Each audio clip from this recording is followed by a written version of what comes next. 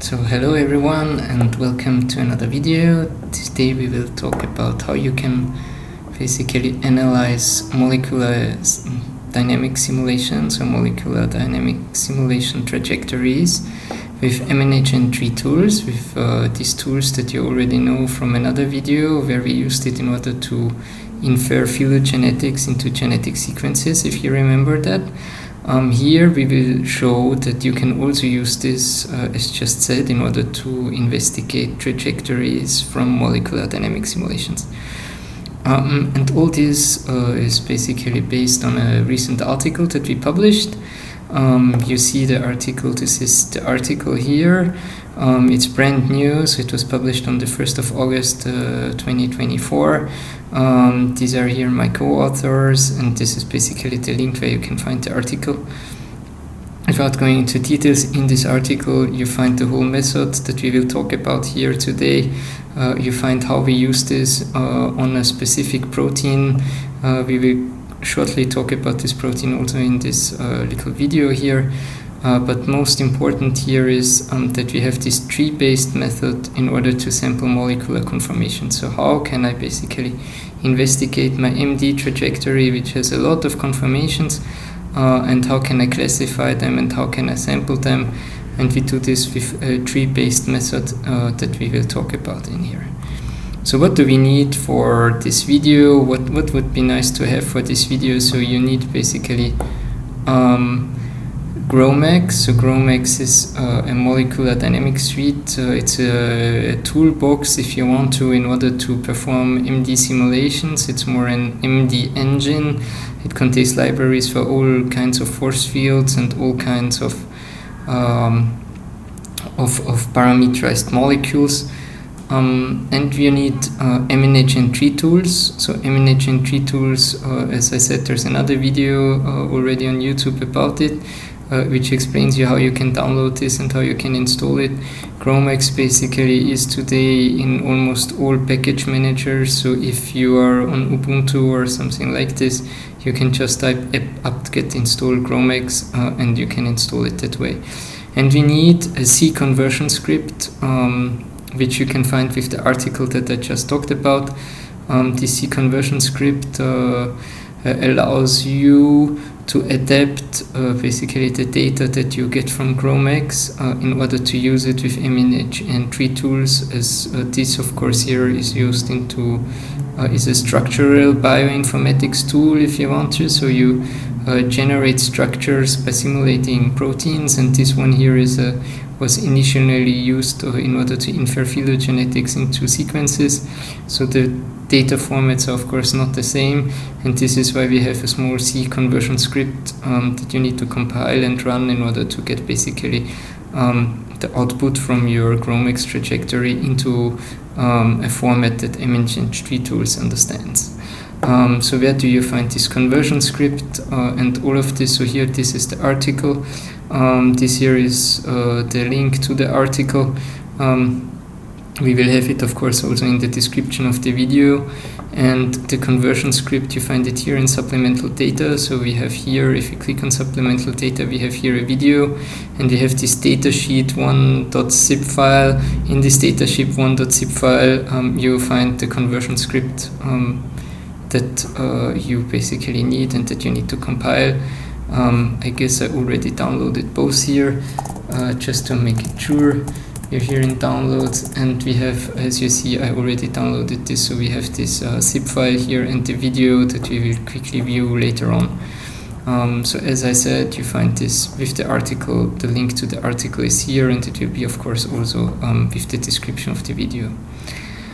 Okay, going back to why Tree-Tools, what we do with Tree-Tools in this way. So we have a new way, we created basically a new way to understand conformational sampling, and a new way, a better way to visualize graphically all the kinds of conformations that you obtain during your simulation. And it basically should help you find in the large data of large trajectories that you get, that are several gigabytes in size, that are not always easy to load, but that you don't want to visualize frame by frame. in order to basically have a 2D tree view about this basically about all these conformations that you get out here. And how do we do this? So let's have a quick recap on how molecular dynamics works. So you have a force field, and this force field basically contains all, let's say, the chemical bonds and the interactions between the atoms in this simulation box that you have. Basically, you have bonded and non-bonded, of course, interactions, and all this together, this builds a potential. Yeah, so this is like a physical potential. Of course, this is a model. This is not a very realistic potential all the time, but it's as close as it gets in a trade-off of computational speed and physical meaning. Yeah. And so what does this look like? So as you see, several cases, this is very simple. So I guess this is taken from the amber force field as far as I'm concerned. You see here how does this work. So if you have a molecule, you have direct bonds that are just basically modeled by spring constants. The same is for the angles between these bonds. This is also modeled by spring constants, which keeps the angles at the right position if you want to. The same is also true for distortion angles. So this is a dihedral angle here, and here for the non-bonded interactions, we have basically just a Coulomb force and this van der Waals force, which interacts here with, of course, these parameterized values that are according to the two or multiple interaction partners of modeled. Yeah, that's basically the way this works. And you get this all in a library pre-built, of course, in GROMACS, which builds you for a selected force field your what they call a molecular topology, so which is basically getting all the parameters together in order to run your simulation. As I said, the whole simulation happens in this kind of potential. And this potential, well, how then do you make your simulation? So you take the gradient of this potential and you integrate, and from this integration you get forces out that you can integrate, of course, and this way you can calculate new positions for all atoms from frame to frame, and this is your simulation, and this is then how you see how your molecule deforms during the simulation of several nanoseconds. So this is the quick recap. This is all that we need to know for this little tutorial here. If you want to go more into all of these, into simulations and things like this, so just in order to get you a trajectory that you will need in order to do what we do here, there are of course GROMACS tutorials, so I can only recommend these ones. So you can basically go here to this website and run, for instance, the first tutorial, and you will get a MD simulation trajectory like the one that we are using here in order to perform what we are doing here. Okay. Why are we doing this? How does this all work together? So it's about agglomeration, and agglomeration, how should I explain this? It's better, easier explainable with this picture here. So as I said, everything goes around this basically potential, which tells you how your molecule will deform, okay? And this potential space is very high dimensional, because you imagine, of course, you have this for a lot of, how should I say it, a lot of molecular partners, and it's a high dimensional scalar field. So in each point of this high dimensional space, basically you get a value of this potential that then you can derive and get according to the degrees of freedom, a force which deforms your molecule. Yeah, but let's watch this little image here.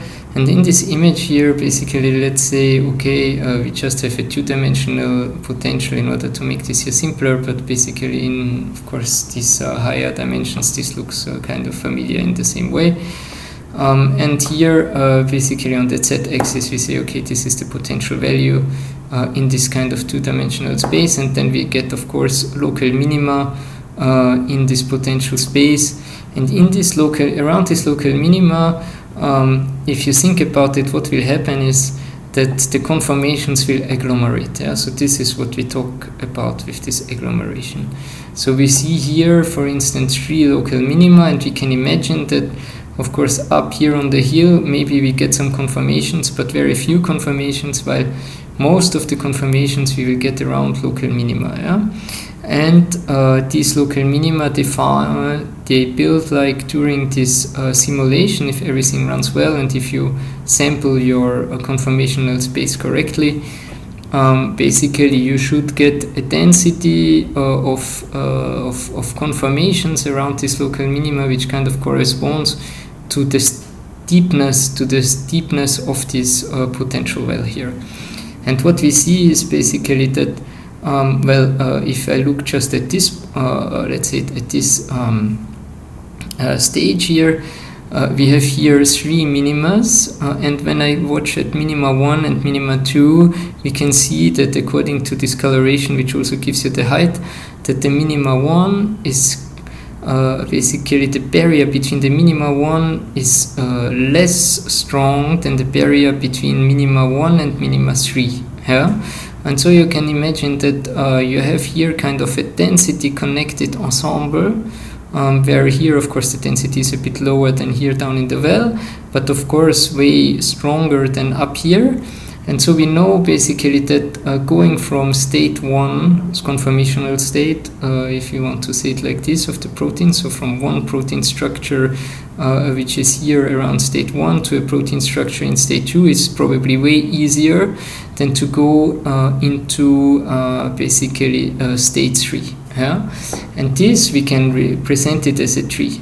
So basically the story is, if you do it like this, we say, okay, we sample at a certain density of states, and we see, okay, in this certain density of conformational states, that we have here basically 3 clusters. So we find cluster 1, cluster 2, and cluster 3, because we sample very dense, so we sample only basically the wells, the deep wells of our conformational space, because we get dense clusters inside the potential wells.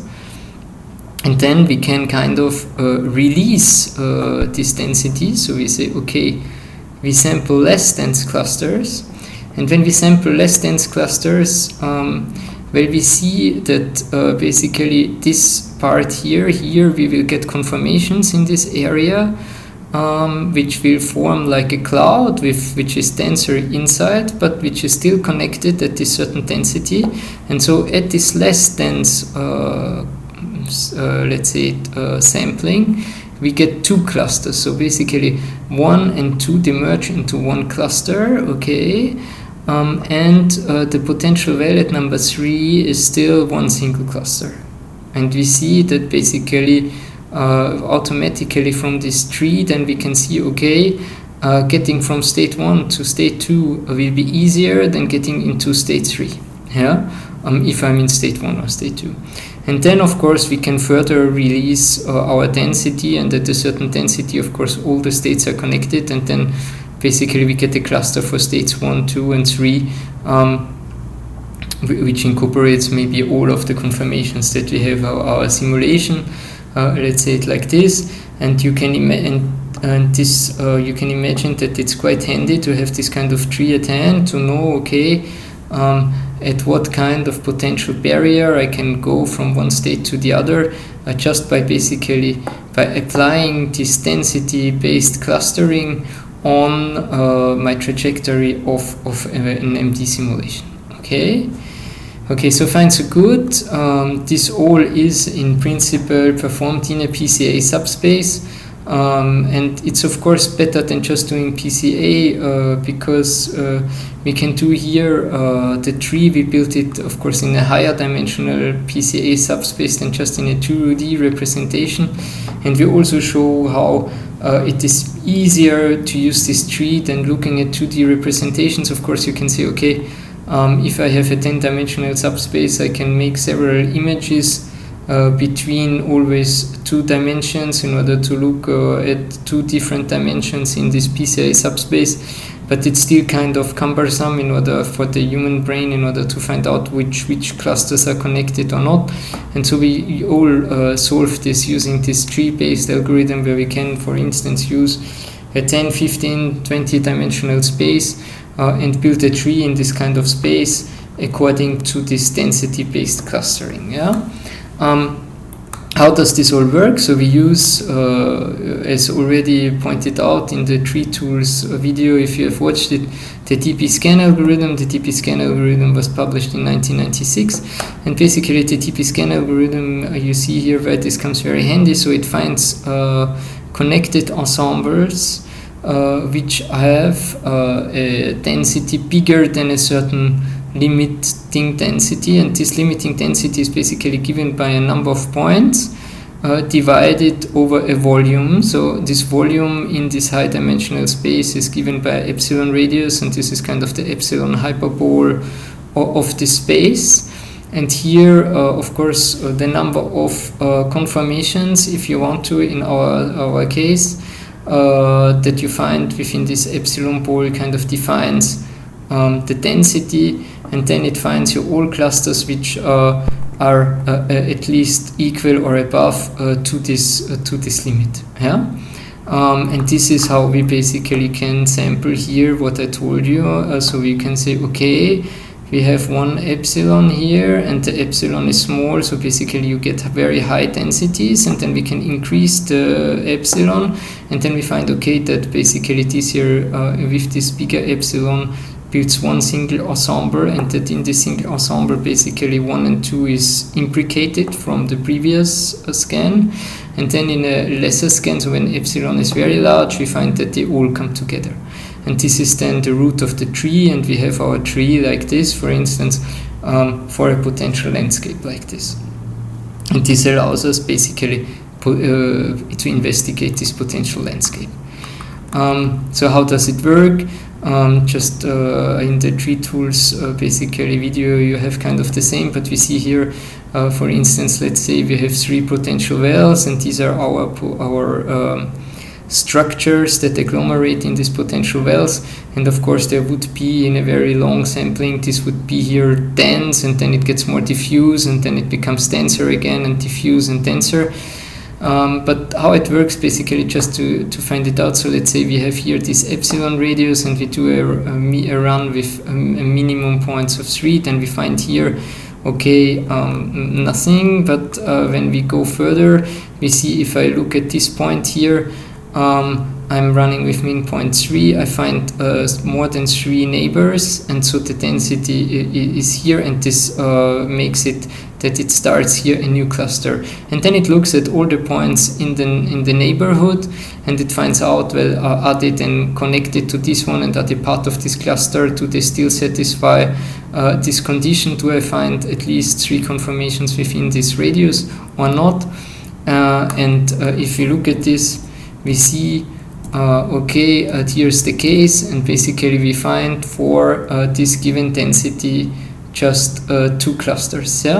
And of course we could then increase epsilon, and as I said, okay, if this here is dense, and then here it's less dense, and then it's dense again, then we find basically that we would have, as pointed out here, well, just 1 cluster for 1 and 2, because here basically here it's less dense, and here it's dense, here it's dense, here it's very dense, and here it's the least dense, let's say it like this, and this, but because of this I have a very high barrier between 1 and 3, and a less dense barrier between 1 and 2, and in the tree I see this because I basically get 1 cluster for 1 and 2 if I release basically this epsilon. Okay. This is basically how it works, and just to get into it, so we did this in the paper, we published this method, and we tried it out on this ABCD1 transporter. This is the transporter here, it's visualized from the ZVWC structure, where you basically have these ATP binding cassettes, and this is an ATP binding cassette transporter, so it's one time open on one side and closed on the other side, and if then ATP comes here and activates the transporter, it closes here and opens on the other side, and this way this transporter transports very large fatty acids, okay, in this case. And we sampled all these conformations of this transporter and then built the tree from it. So what does this look like? As I said, I have a little video here. So basically this here was the video of this conformation. So we see here basically the transporter in the MD simulation. So this is the simulation. As I said, with GROMACS you can do this. I told you there's a tutorial. You have seen the link for the tutorial. We will also put it into the description of the system. This here is a membrane system. It's very complicated to simulate this. I mean, complicated and not. You just need to know what you're doing. But we will then basically use the whole algorithm for this tree building on a very simple simulation so that you can see how it works out. And here we see basically if we speed this up here a bit, that this is very far, and then it collides more or less together. So we see here how we get from this conformational state into this conformational state, and there are of course several substates in between if you want to, and we basically investigate this with this tree-based structure. Besides this, of course, in this study we were investigating various mutations of this protein, and we then concatenated the MT trajectories of all of them in order to visualize how different conformations, mutations generate different conformations in the tree. Just a little detail for this. So here we just see the wild type of the protein, and we see how it basically forms these kinds of different structures during the simulation. Okay, so far so good. We have seen the movie, and we see basically when we do classical PCA, we get kind of these pictures out, and just this here is then basically the whole space is kind of this orange space, and then you see 4 different tree branches that we see in the next slide. And basically here these blue fields, yeah. So these blue fields are one tree branch of this tree, and then we can see, okay, that different. So here, for instance, we see basically that we have like 2 big islands. So we have this island down here in this conformational space where we can say, okay, the structures they agglomerate because here we are around the potential minimum, and here maybe we have another potential minimum. But it's when I look here between K and J, this K and J structure in these 2-dimensional diagrams, I find basically no difference between these K and J parts here, yeah, which are of course subparts of this I structure. And we can watch this in the tree. So basically if I'm in the tree, we see here, as I said, in this potential landscape, when we built this tree where we use this tree-based algorithm that this whole paper talks about, we see that basically we have the I. So if I go here, the I, it's this kind of whole story here, and this kind of is this part here of the tree, and then I can kind of investigate the basically the sublocal minimas of this whole sphere. So this is like what we've seen in this 1 and 2 of when we watched that the field up, yeah. And here inside we have kind of these K and J how should I say it, local minimas, yeah, which are engendered here by different disease forms that they are responsible for different disease forms, if you want to. And we see basically that we have this K subgroup and this J subgroup, and we can distinguish them, and we can distinguish of course then the structures that are in the K subgroup and that are in the J subgroup, which of course by a 2-dimensional PCA you wouldn't see anything between this difference here. Yeah, okay, so this is sampled of course in 10 dimensions, and it's also a PCA, it's 10 dimensional, but then we built the tree and we have this easy view to see, okay, I have one let's say one potential minima C like this, and in here I can hop between these potential minimas from one tree branch to the other, and kind of the tree lengths kind of would give me basically the energy that I need to hop from K to J, or then basically upper from, let's say, from this branch to this branch, and I would need more energy the further inner I go to the tree. Yeah, and of course on the outside of the tree I'm in the local minimas of this complex let's say potential landscape. Yeah, this is kind of the idea behind it, how this works, and we can build this tree for all kinds of types of course of MD trajectories, and this way I hope you see the interest in using this method, and in order to apply these trees on your MD simulations and on your molecular trajectories. So let's go to a practical tutorial. So how do we do this? How can you build your tree from your simulation? So I will basically, I have here a molecular dynamics trajectory.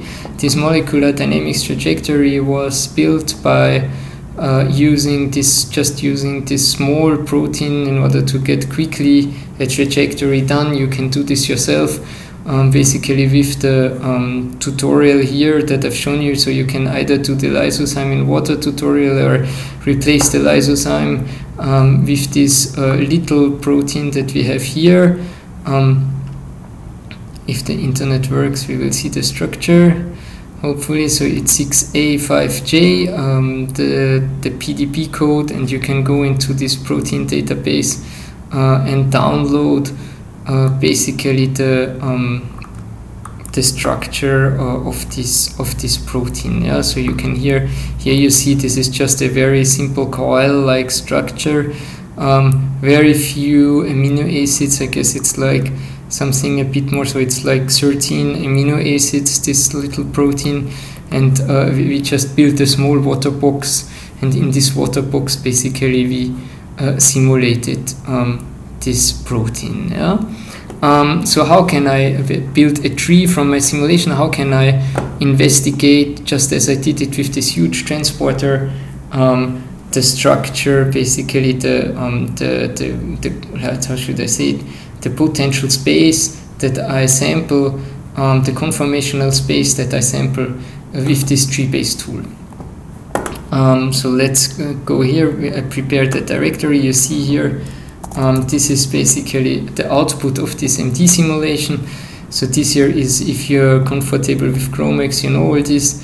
As I said, if you're not so comfortable with it, please do the tutorial on this website in order to get comfortable with it.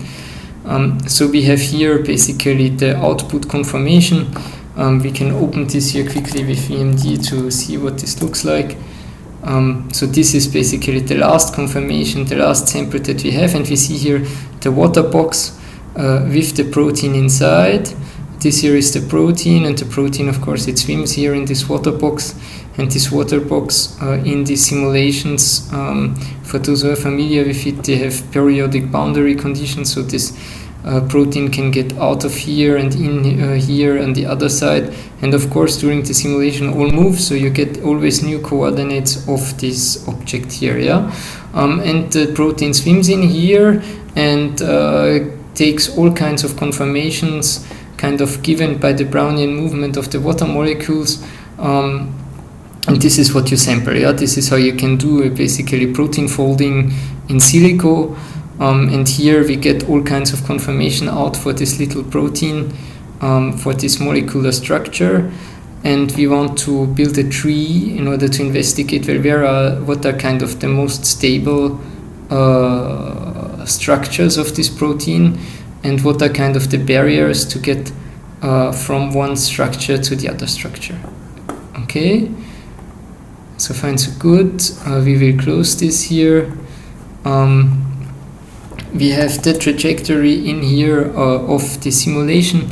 In order to better visualize this trajectory in order to work with it, we will quickly perform some trajectory, so transform these trajectories.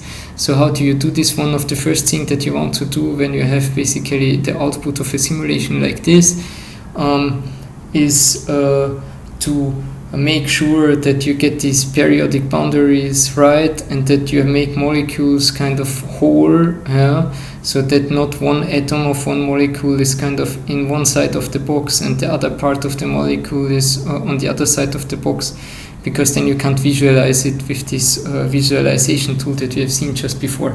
So what I do in order to do this,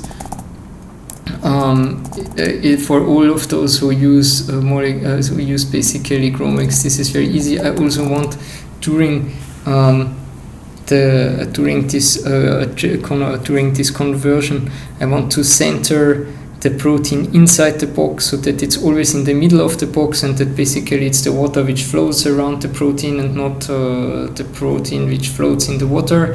This is one thing that we want to do, and we want to do this periodic boundary conditions treatment, where we say, okay, we want to have all molecules whole, so it's a water molecule basically can only jump as a whole molecule from one side of the box to the other, and not one hydrogen atom is at one side and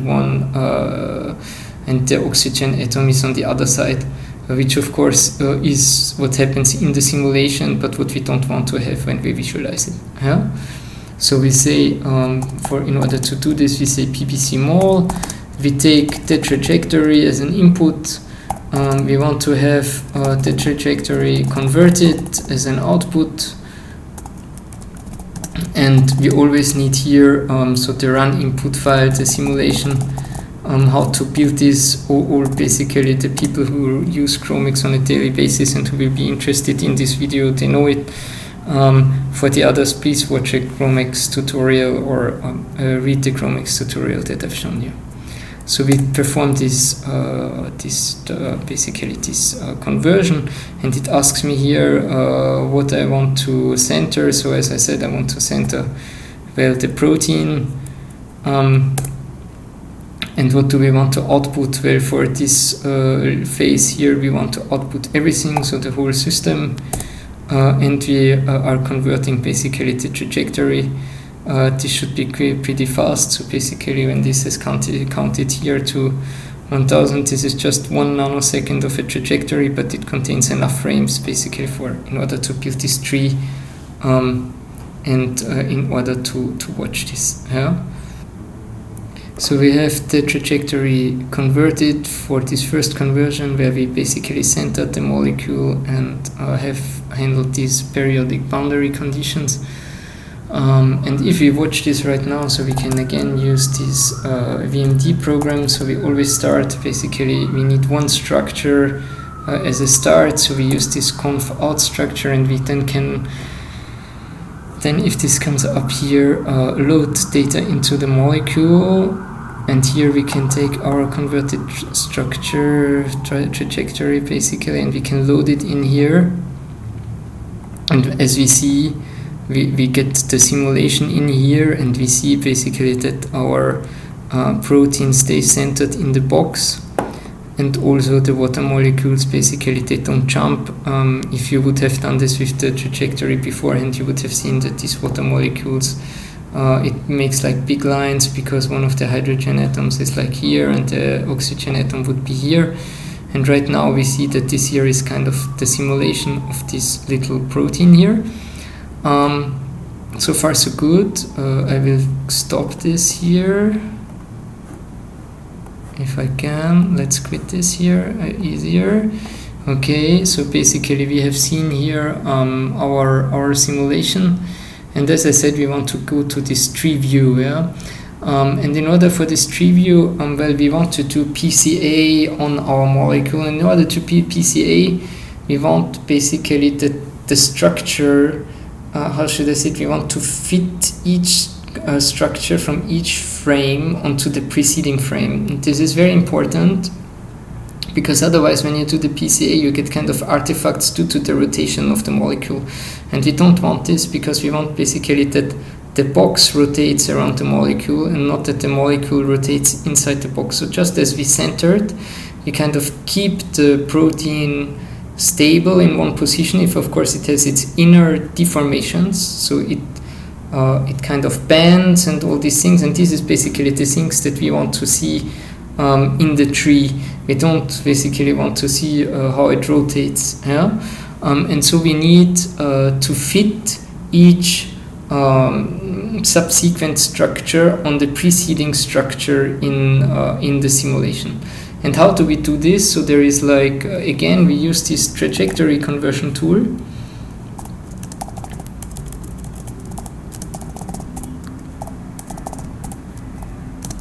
And this time, again, we use simulation and we use already as an input the converted trajectory.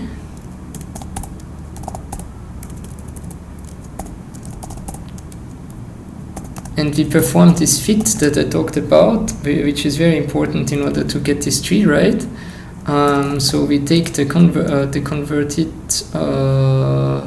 we perform a fit, the progressive fit.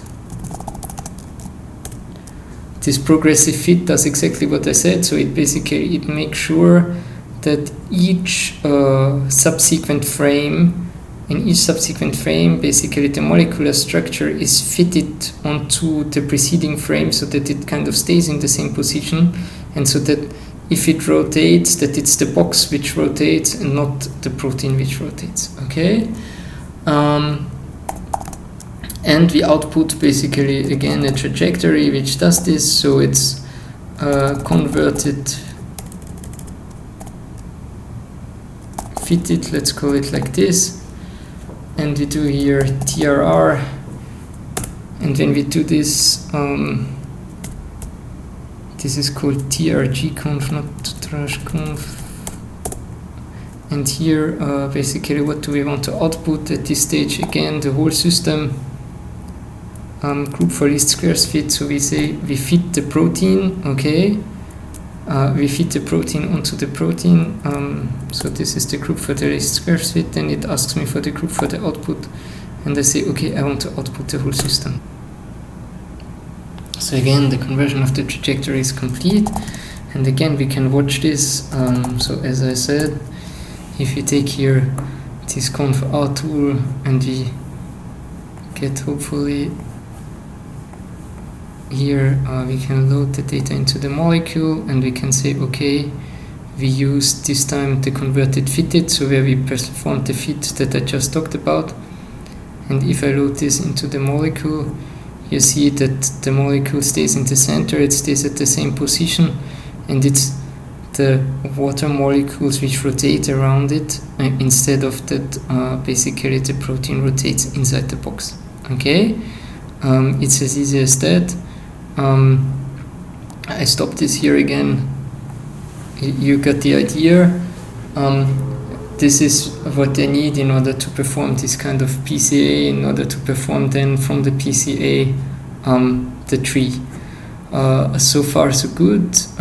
We need in the next step, what we will do is we will only perform the PCA in order to make it faster. This is especially what you want to do on huge molecules, only on the carbon alpha atoms. So what I will do is I will prepare a trajectory which of this protein structure only takes the alpha carbon. So each amino acid, as you know, is just has one alpha carbon, and we only will extract the alpha carbons of this trajectory, and then we will build the tree of the conformations, how these alpha carbons basically are positioned relative to each other, which should give us of course all the backbone deformations, which is enough for the tree.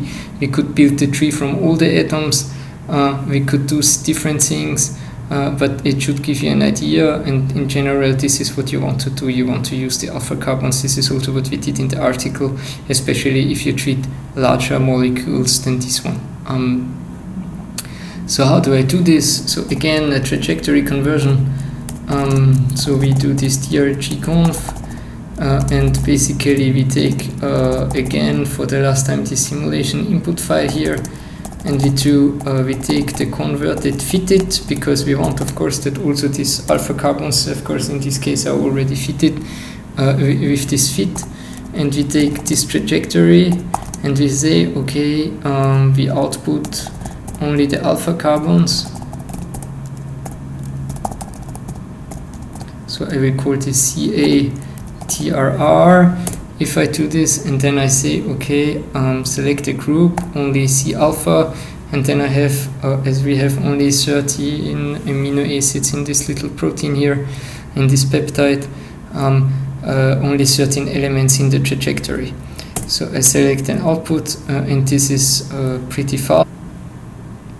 Okay, again, we have converted the trajectory. So what I will do in the next step is I need to build a single frame for this new trajectory. So as you have seen, when you use this VMD program and you want to visualize this, you always need like to have one GRO structure in order so that it can kind of read the molecule's coordinates, and then you can read the trajectory into that molecule, as basically this trajectory right now only contains the trajectory of these 13 atoms. I need to get also a structure with only these 13 atoms, so I will pull out this growth structure, and I just need a single frame, so I make dump at 0 time, and this should basically give me out just one structure. So I can do this like this, and then I say C alpha, and right now I have basically one file where I have just basically these carbon alphas inside, and the trajectory of these alpha carbons, and right now we will build from this the tree.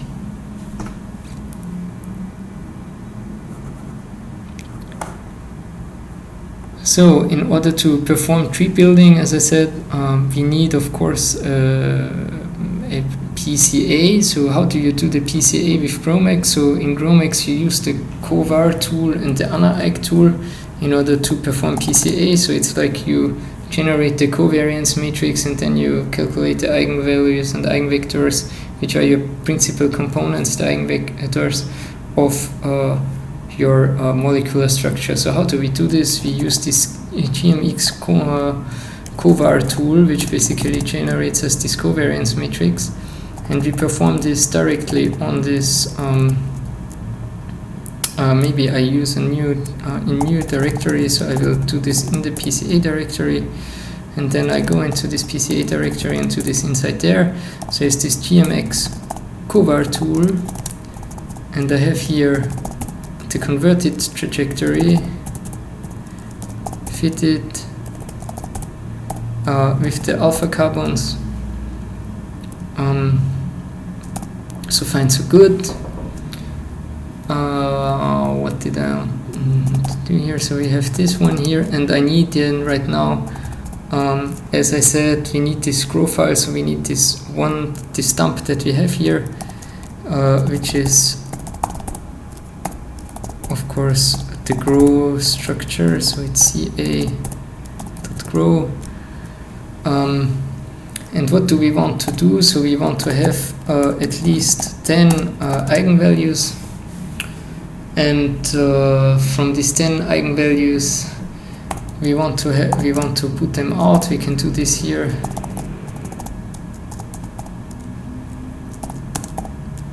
And we want also to put out the eigenvectors because we need them. These are basically the principal components. Yeah. So this is the format of a trajectory in GROMACS, but basically this is how it stores the eigenvectors of this whole story.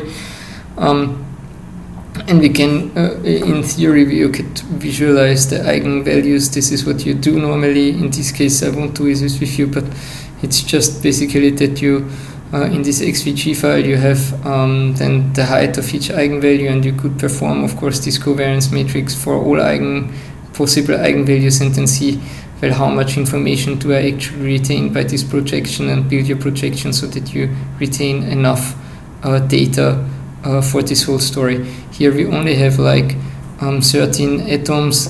These 13 atoms, they can move, so I guess we retain, if in the worst case we have here like 39 degrees of freedom, we project this down to 10 on 10 eigenvectors. This should on 10 principal components if you want to. This should be enough. So if I do this here, I select, in this case, of course, it looks very strange because we have this input structure which only contains the alpha carbons. So just to be sure, we select here alpha carbons. And what, of course, do we want? The group for covariance analysis. We don't have a lot of choice in this case. We just say, okay, alpha carbons. And then it performs this. And we have seen, okay, we have constructed our 39 by 39 because we have 39 degrees of freedom.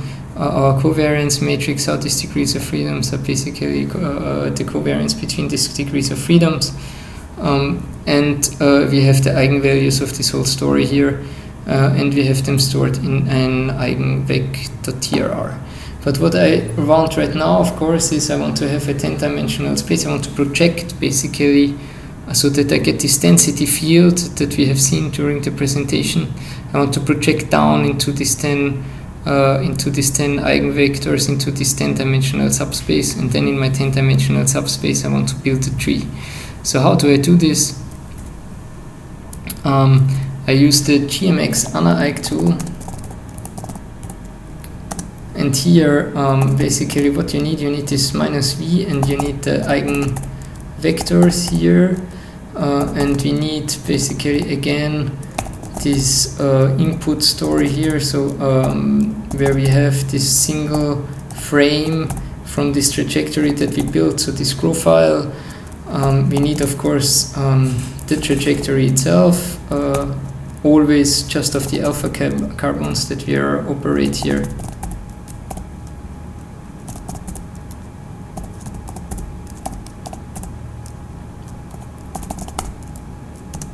And then how many projections do I want to have? And here I only calculated already only 10 eigenvectors. I could have calculated more in the preceding story, but we wanted to make it faster. And here I have my projections file.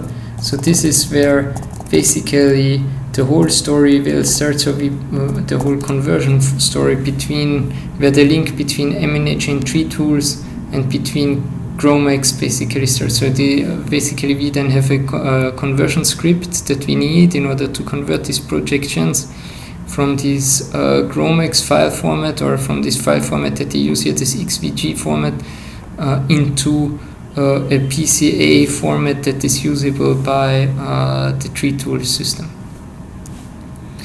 So we have the projections, and we say maximum 10, because we only have 10 eigenvalues here. And we do this, we will again select the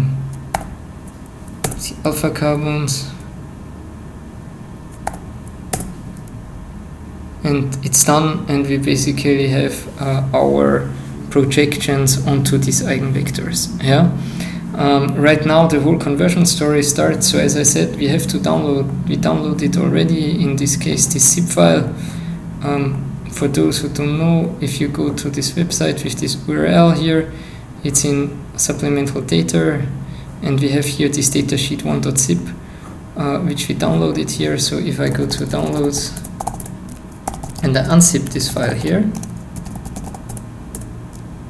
then I find here process projections, and inside here I have a process projection C file.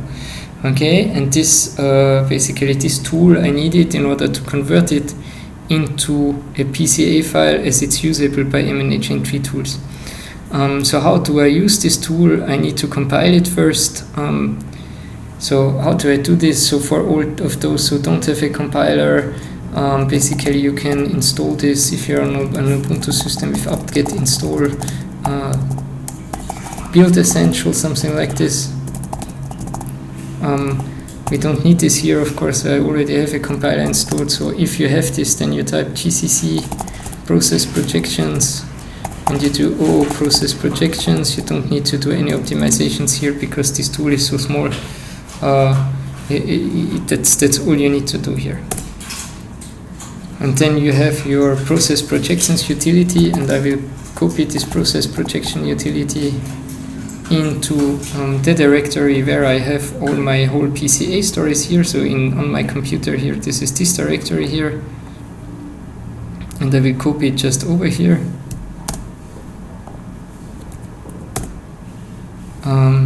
So how do we use this? Here we have 10 projections to convert, and then we get the file out here.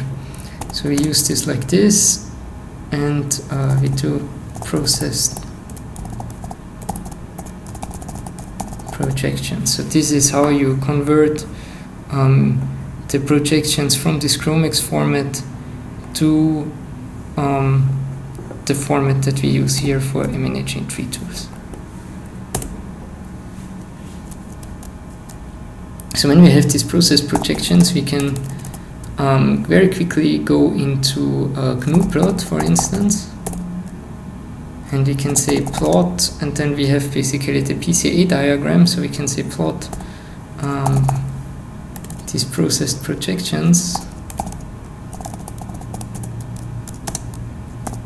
and we take, for instance, the first dimension to the second dimension, and then we get a plot like this, where we see the PCA that we have here with these different sub-ensembles, of course, just in a two-dimensional space. We could then view basically second dimension against third dimension and so on, and view this in all kinds of different dimensions, but we only get this kind of two-dimensional images. So what we do is we build the tree in order to overcome this whole story here when we see this here like this. And what is very important, and when we have this plot here, is that we can see here on the edges from where to where this whole story goes. So here it goes from -8 to 4, and it kind of gives us a feeling about the density, and we use this feeling about the density so that we can use good input parameters in order to build the tree in MNHN-Tree-Tools. Okay, so far so good. We have we plotted our projections, and in the next step, basically, what we need is we need another file besides the projections. We need basically a faster file, and in order to build this faster file, we need as many sequences as we have frames basically in our trajectory. Yeah? So the story is like. This MNHN-Tree-Tools, it still kind of works with sequences, because originally it was built in order to infer phylogeny into sequences. And so we built like a pseudo-faster file in order to build the tree with this tool. So how do we do this? What I basically do here is I use a for loop. So first I need to count, of course, how many projections I have. If I have these process projections, it's very easy, because for each line I have basically one frame of my trajectory down projected into this PCA space. So with WCL I can count the lines in the file, and if I then do this with process projections, I see that I have 10,001 process projections. And so I need to build a for loop like this and say, okay, from 0 to 10,000, this is normal bash syntax. So if you're on your Linux and you're in bash, you can do this in the same way. If you're on a different shell, you just type in bash before you do this. It should work probably in most the other shells, but of course the syntax is not sure in different shells if it works like this. So this is a for loop in the bash shell, and I use the echo utility, and basically here I build my faster file. So I say, okay, frame $i, so that I know at which frame I am when I use this tool.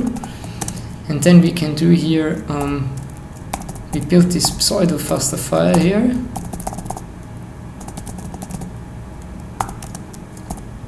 And then we say, okay, I not only need this, because I need at least a sequence. So here I just use the letter A for the sequence. So single amino acid, it's bogus, whatever you put in here. What is more important is this here. because basically the numbers that you have here, they correspond to the frame numbers in your trajectory. Okay, so here I started with 0, so frame 0 basically is the first frame in your trajectory, and you count them up to 10,000 from frame 0 to 10,000, so that you have basically your frames. This is related then to the frames within your MD simulation. Okay, so we have this so far, and we store this again into this pseudo.faster file. I do this here in the temp directory because normally the temp directory is in newer Linux, Unix distributions on some kind of RAM file system on tempfs or something like this. And as I have this here, it writes faster. And as you see, as I make a lot of writes, a lot of short writes, if your disk is slow, this will take forever. So if you do this on a very fast RAM-based file system, you're better off, and then you just copy the final file back into the directory where you are. Okay, this is done, and we have all the input files needed in order to perform tree tools and in order to build a tree. We see here, basically we have all of this. Right now we go into tree tools. So for those who don't know how to install tree tools, go back to the video where I explained you tree tools. Here I will just apply tree tools. In my case, I have installed tree tools in Xdata MNHN-Tree-Tools bin, and here I have all the utilities. I could of course add this to the path and use the utilities directly from there. In general I don't do this, I just use the utilities like this. And the utility that you need here is basically adaptive clustering PCA.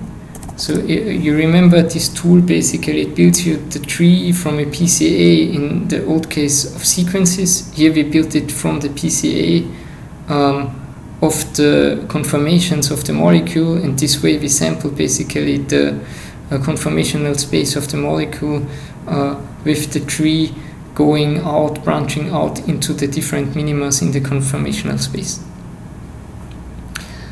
So how does this look like? How do you use this? We use this like this, and as you see, you have basically, it requires you a faster file, so we created this faster file. We can use it for convenience here directly from the tempfs file, so we use this pseudo faster file here. The initial epsilon value, so we looked beforehand on this PCA graph. I told you basically just look at the values that are in this PCA graph to give you kind of a hint of what kind of values you use here. And basically what works good here is 0.075. I played around with this a bit in order to get a good tree. You could have shown from before that 0.1 would be nice, and then you play around a bit with the values. So this is kind of the initial epsilon, and then you need a delta epsilon, so how much you increase the epsilon in order to make basically these ensembles more and more diffuse, to give so higher epsilon limits, which create a lower density limit. So that we know, as I said, basically how these local minimas are connected together in the tree. And so here I used basically a pretty high value, pretty low value, which is rather computationally intensive. And we say then, okay, the mean points value is 3. So this here is the epsilon value, how much we increase, as it says here in each search. And this here is the mean points value. And then we need basically, I will create this here in another terminal in order to speed this here a bit up. We need a folder where we store our tree. And so I will just generate a tree folder here beneath it. And then I can say tree L, so basically for each stage of the tree, we generate basically a set of clusters, which then we implicate together. So L is basically one layer of the tree. So we have these 3 layers here. And then basically what I want to have is I also want then basically what do I have here? Number of threads to use. Well, here maybe I use only 3 so that the video recording goes fine. So normally I can use 4 here, but as I have only basically 3 virtual CPUs, let's make this keep a bit of headroom here so that the video recording still works. What else do we need? How many projections we have in the PCA file? 10, and then we need the PCA file. So basically this is our processed projections file.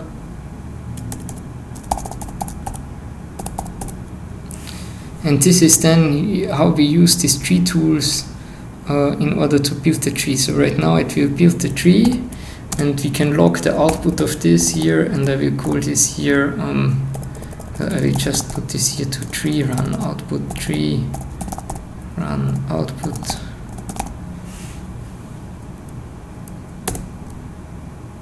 And it runs, and the tool has finished, and we have basically, we can watch here in tree run output basically what the structure of the tree as a text system. So we see here how the clusters are connected to the clusters of the previous layer, and kind of imagine the tree from this way here, but this is rather cumbersome. What else we see in this run output file is, if I go here ahead and let's do it like 20,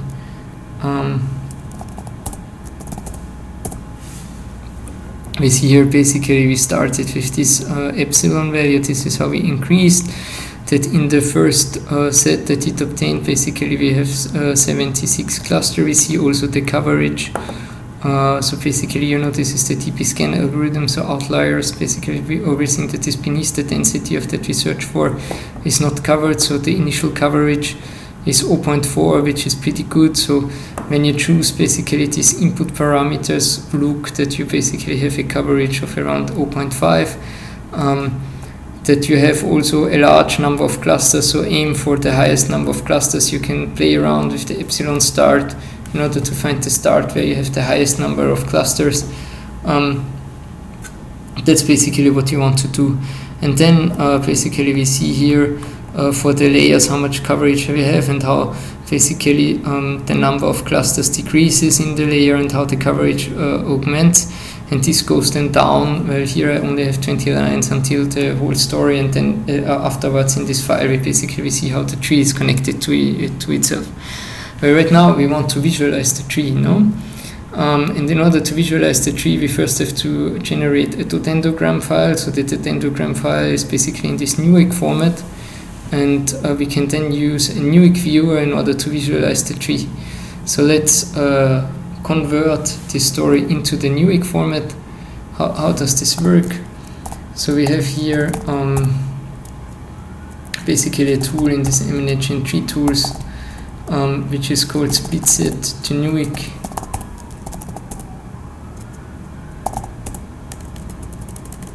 Splitset to Newegg.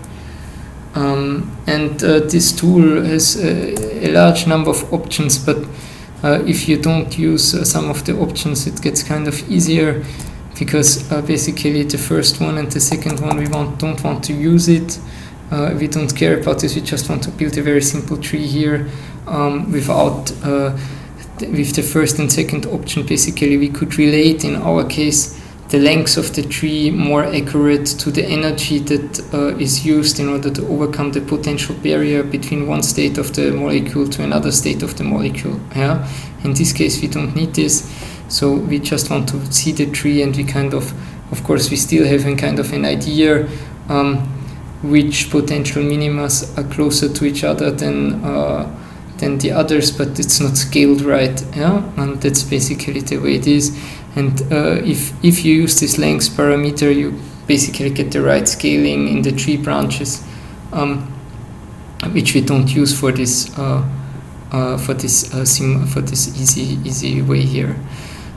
So basically, if you do this with 0, 0, All the other stuffs are omitted because basically you don't need them in order to get this correctly here, up here. And so we only need a kind of these files from the split set files here, and we store them in trees, in this tree subfolder with L. And what you can do is basically you just use the star here. It automatically converts this, of course, in bash in order to file 1 to file n, probably in most of the other shells too. That's the way it works, and this generates you this kind of dodendogram that then you can use with a Newick viewer in order to view the tree with a typical visualization tool that you use in general in phylogenetics, but that we can use here in order to visualize basically this tree-based view of our trajectories.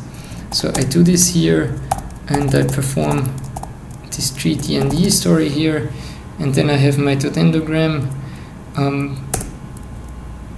And once we have the dodendogram, we can use the Newick tools.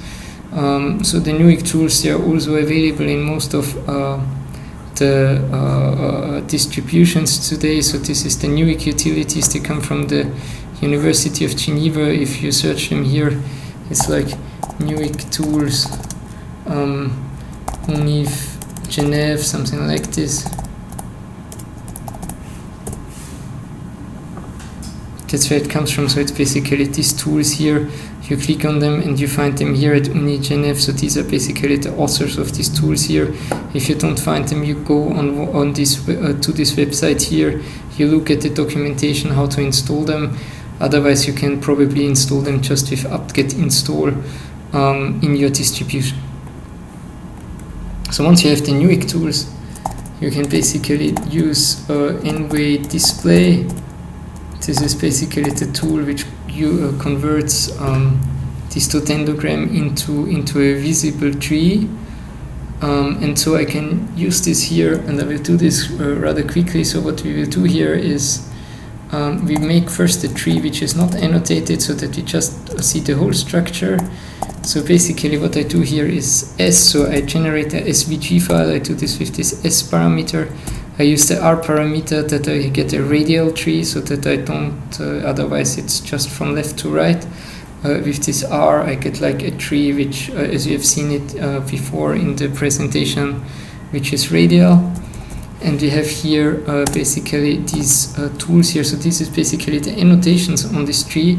And if I just right now I just want to see the tree without the annotation. So I kind of take all the annotations out. So how do I take all the annotations out? So I say I take the opacity of the annotation and I set it to 0 so that it's kind of transparent and I don't see it. Yeah? And there are all kinds of annotations. You can look it up in the documentation, which parameter is which.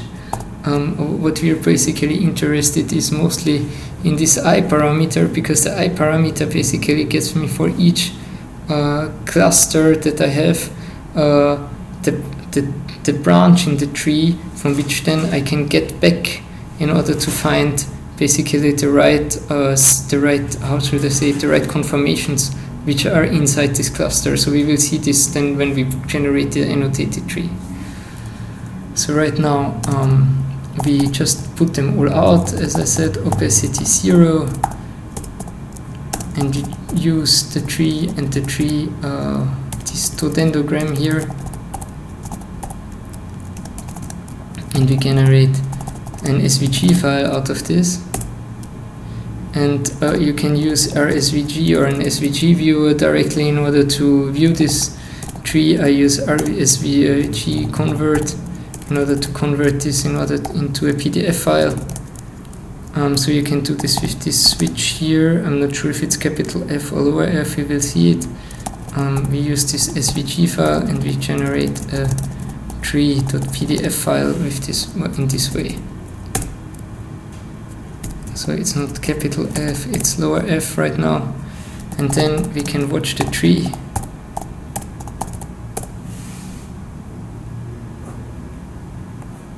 And this is basically what the tree of the simulation looks like. And we see that we have kind of here this kind of subgroup which kind of stands out and this other subgroup, which has multiple more local minimas than this other subgroup here. And then we see that they connect basically at this density here, and then that we get all these other ensembles which are kind of loosely with these other conformations which are more loosely in this conformational space from this tree out. But basically we already can see that we kind of have kind of two subgroups here, two fields basically, which connects themselves, and then we have kind of more loosely connected objects here that then merge in the final tree together. So already we have this here.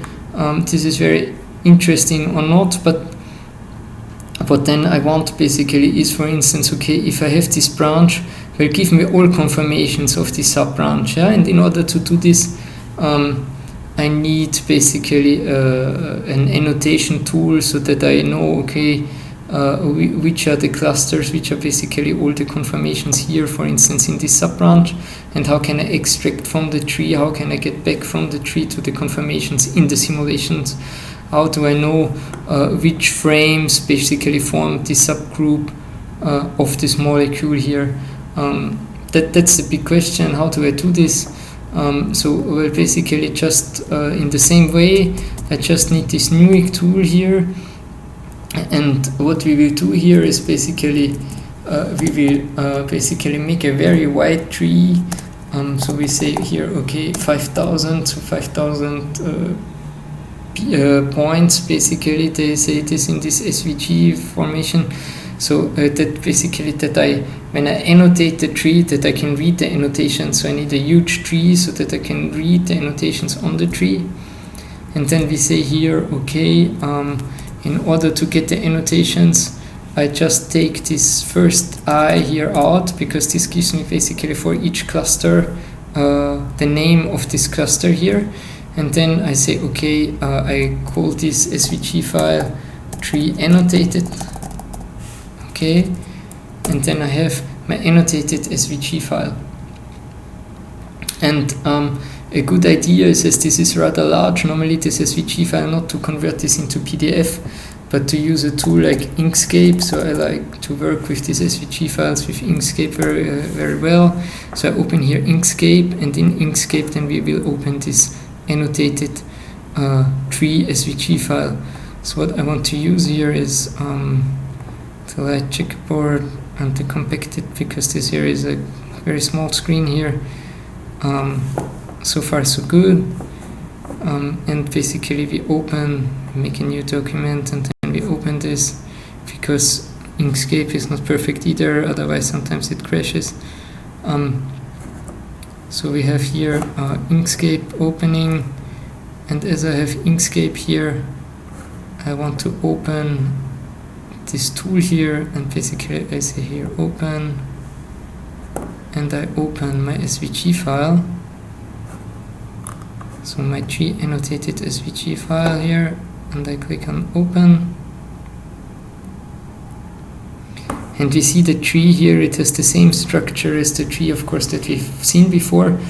But here, at least, we don't see so much. But when we look here very in detail, we see that there is something happening here.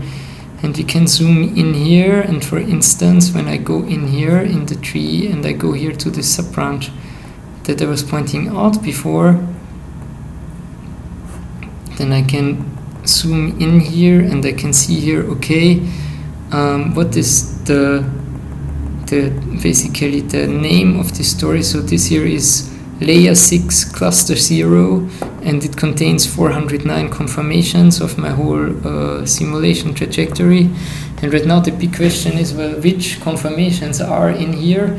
And in order to do this, basically I need to get from layer 6 the cluster 0, and then I get basically it kind of creates a virtual FASTA file again, but this virtual FASTA file then basically tells you which frames from the trajectory are in this story, and this is basically what we want.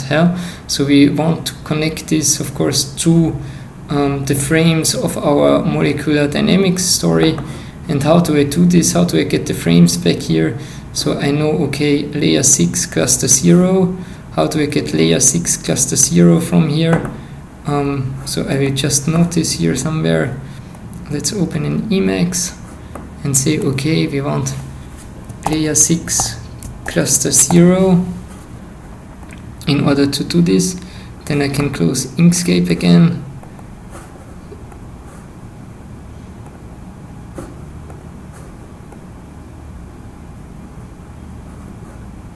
And we want to get layer 6 cluster 0, and we can use from MNHN-Tree-Tools. In MNHN-Tree-Tools we have a tool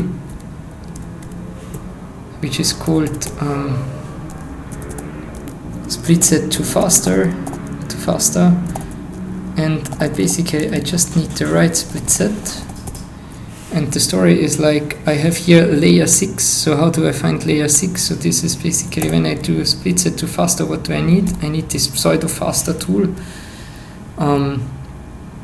So our temp pseudo faster, of course, and then the file containing the cluster set. So which one is this? Layer 6. So this is then tree, and we store this here with LL, and here I can say layer 6, so L6.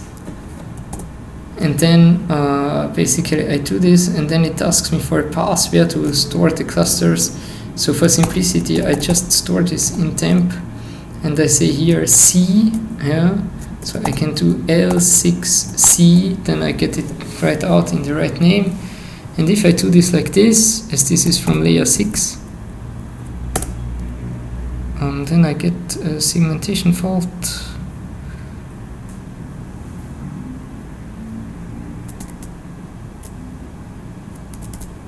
Why?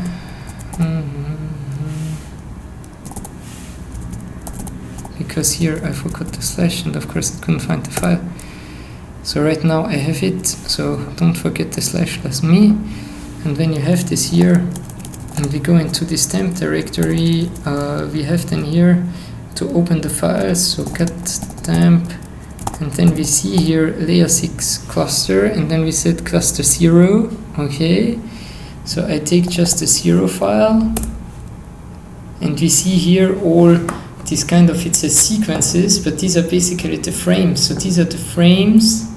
So I can then look up basically in VMD, if I open the frame, I can go to frame 710, 711, or 1093, and these are all the frames that basically are in that form basically this structure. So I can then get out of my molecular dynamics trajectory, I can basically extract all these frames and say, okay, these are the conformations that form together, that are in this kind of potential minima that forms basically this kind of tree branch.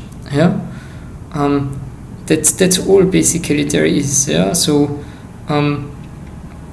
that's the whole story.